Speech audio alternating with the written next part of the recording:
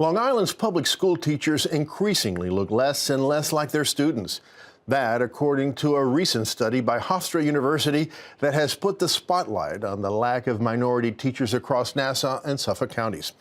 According to the study, minorities comprised just 8% of the region's workforce, trailing both the state and the national averages.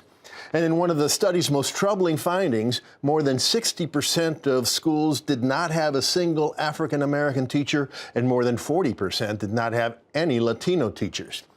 Put another way, more than 212,000 students of all races and ethnicities never saw a black instructor in their schools, and nearly 130,000 students never had a Latino teacher in their building. So why is this happening, and what can be done to address it? Joining us now with answers to these questions is Brandy Scott, a former assistant school superintendent in North Babylon and current president of the Long Island Black Educators Association, an organization which participated in the study. Brandy, welcome to the program. Hello, thank you for inviting me. My pleasure. So first of all, Brandy, tell us about the study and your group's involvement in it. Well, Hofstra University decided to do the study on diversity about a year or so ago, and they reached out to the Long Island Black Educators Association, also the Long Island Latinos Association, to help them in the study, as far as gathering teachers to speak to them about their roles in the educational system on Long Island and about their experiences. Also, Hofstra reached out to the New York State Education Department to gather statistics in regards to the study. We find the study was very compelling, and as organizations, we found that the study verified what we had known all along, and that was that segregation was a very real issue in education here on Long Island. So what are some of the specific findings of the study that you found particularly significant?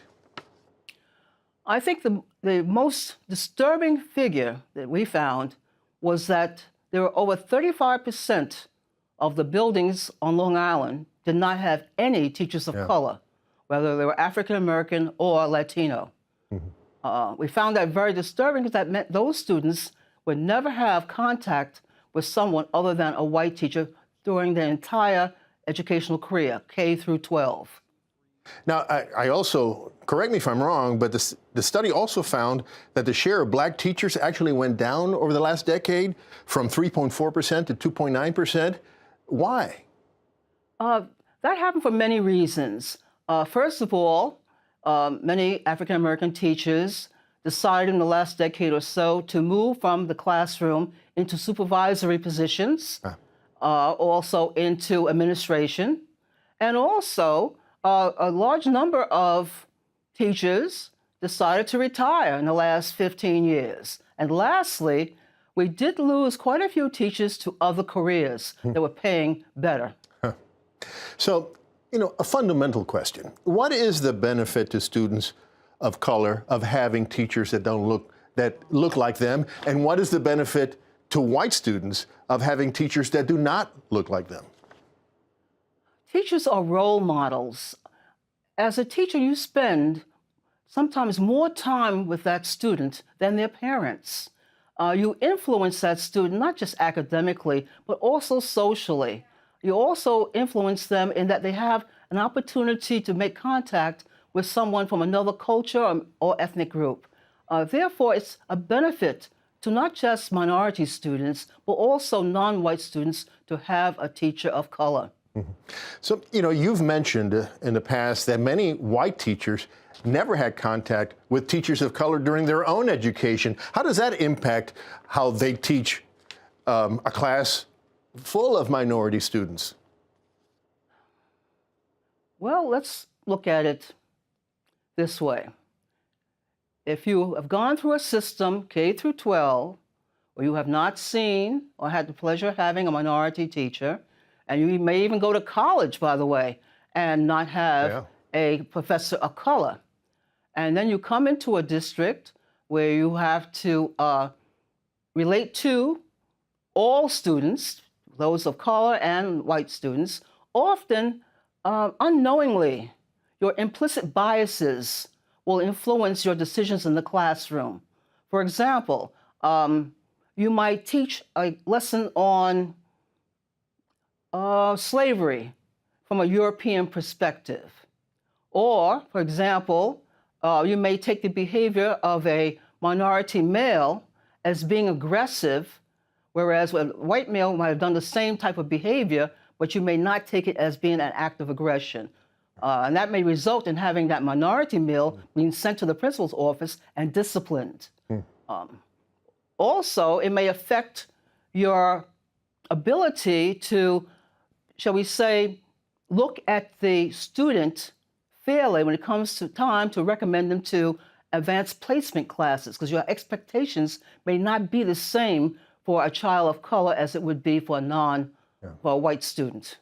So what should school districts and school boards do to reverse this reality, to create more diversity among teachers?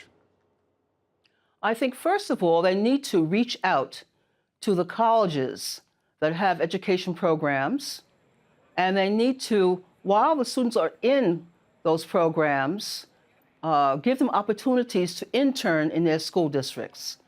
I think also school boards and districts need to reach out to organizations that actually mentor teachers of color.